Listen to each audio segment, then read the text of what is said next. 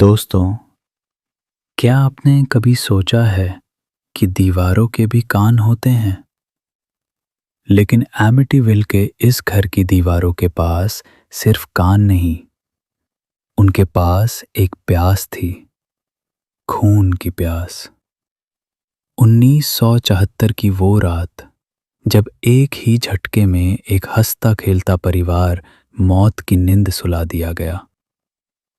लोग कहते हैं ये एक क्राइम था, लेकिन सच ये है कि वो एक शैतानी शुरुआत थी।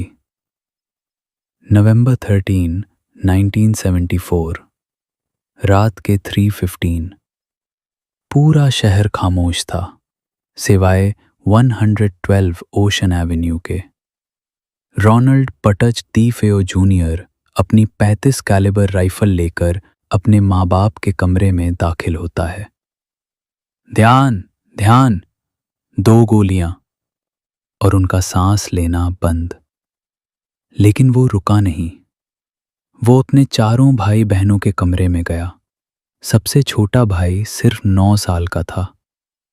सबसे अजीब बात, पूरे घर में 6 कत्ल हुए, मगर किसी ने चीख नहीं मारी, किसी ने भागने की कोशिश नहीं की। सब के सब अपने पेट के बल लेते हुए मिले, जैसे किसी ने उन्हें बिस्तर से चिपका दिया हो। बाद में बुच ने कहा, जब मैंने राइफल उठाई तो वो मैं नहीं था। मेरे पीछे एक काली परछाई खड़ी थी जो मुझे बता रही थी कि अगला निशाना कौन होगा।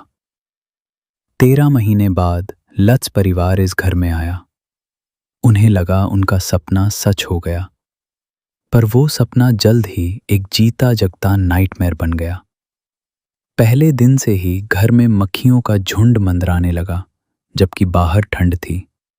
जॉर्ज लत्स को हर रात 3:15 बजे नींद से जगाया जाता, वही वक्त जब डिफेओ फैमिली मारी गई थी। उनकी बेटी मिसी एक ऐसे दोस्त से बातें करने लगी जिसे कोई देख नहीं सकता था। एक सुआर जैसी शक्ल वाला शैतान जिसकी आंखें लाल अंगारे जैसी थीं। दरवाजे अपने आप खुलने लगे, दीवारों से कला चिपचिपा तरल निकलने लगा।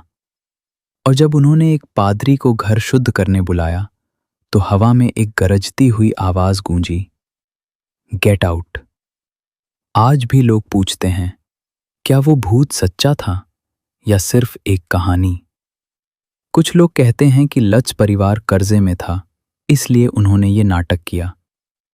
डीफेओ के लॉयर ने भी माना कि ये सब बॉटल्स ऑफ वाइन के बीच बनाई गई एक मन घाड़ंत कहानी थी।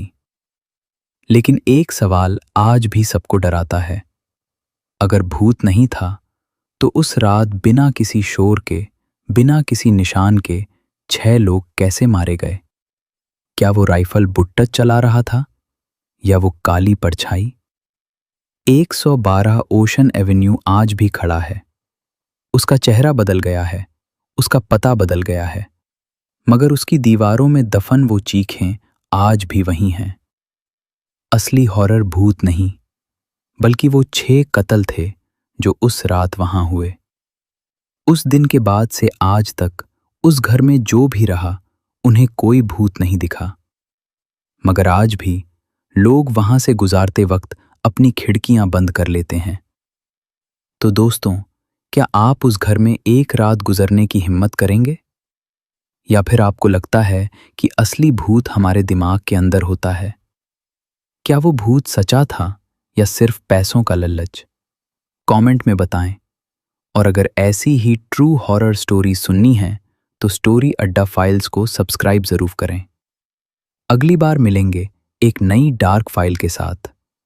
और अगर डर लग रहा है तो लाइट बंद मत करना।